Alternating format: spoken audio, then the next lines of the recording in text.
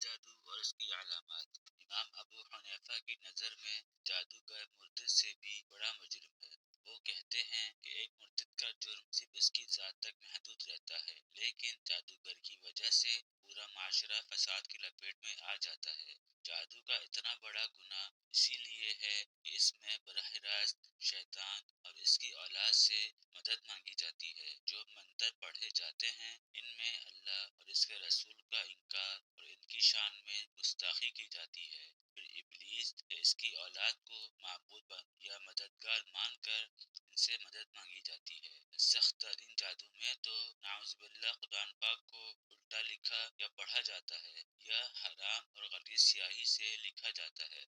بعض اوقات جادوگر قرآن پاک کو چھوٹے سائزوں میں بنوا کر اسے جوتیوں میں پہن لیتا ہے، پھر بیت الخلاء جا کر مشرکیہ منتر پڑھتا ہے، جس سے شیاطین بہت خوش ہوتے ہیں اور اسے جادو کر کے تابع بہت سی شیطانی بلائیں کر دی جاتی ہیں جو اس جادوگر کے کام آتی ہیں۔ آج کل تو ہر تکلیف اور پریشانی کا ذمہ دار جادو کو قرار دے دیا جاتا ہے۔ مثلا کسی کے رشتے نہیں آتے تو وہ سمجھتا ہے جادو ہو گیا ہے۔ کوئی بد پرہیزی یا موسمی تبدیلیوں کی وجہ سے بیمار ہو جائے تو سمجھا جاتا ہے کسی نے جادو کر دیا۔ کسی کی سستی اور نااہلی کی وجہ سے دکان نہیں چلتی تو سمجھتا ہے کسی نے جادو کے ذریعے بندش کرا دی ہوگی۔ الغرض ہر پریشانی کا ذمہ دار جادو کو قرار دیا جاتا ہے اور یوں لگتا ہے گویا اللہ تعالیٰ نے کائنات بنا کر جادوگروں کے رحم و کرم پر چھوڑ دی ہے۔ یہ جاننے کے لیے جادو ہوا ہے کہ نہیں اس کی مخصوص علامات دیکھنا ضروری ہوں گی۔ اگر ان علامات میں سے 70% کسی شخص میں ظاہر ہوں تو اسے اس بات پہ یقین کر لینا چاہیے کہ اس پر کالا جادو کر دیا گیا ہے۔ بصورت دیگر یا تو جسمانی یا نفسیاتی مسئلہ ہوگا یا پھر نظر بد کے اثرات۔ کالے جادو کی علامات۔ آسانی کی علامات دو اقسام ہیں: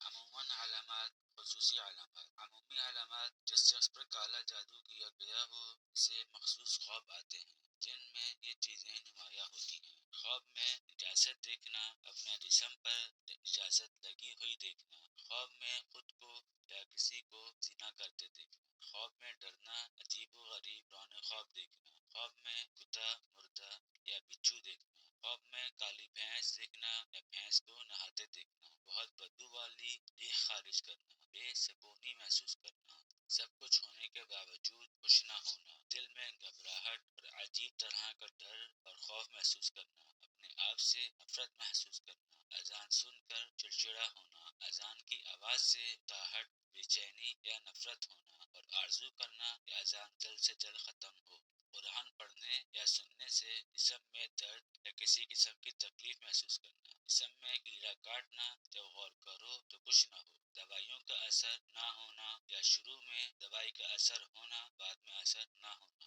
ہر کام میں جلدی جلدی کرنا، کوئی بھی کام کرنا تو آرزو اور کوشش ہونا کہ فوراً ہو جائے، ذرا سی دیر ہو جائے تو جسم میں ایک عجیب سی بے چینی شروع ہو جاتی ہے اور انتظار نہیں ہو پاتا۔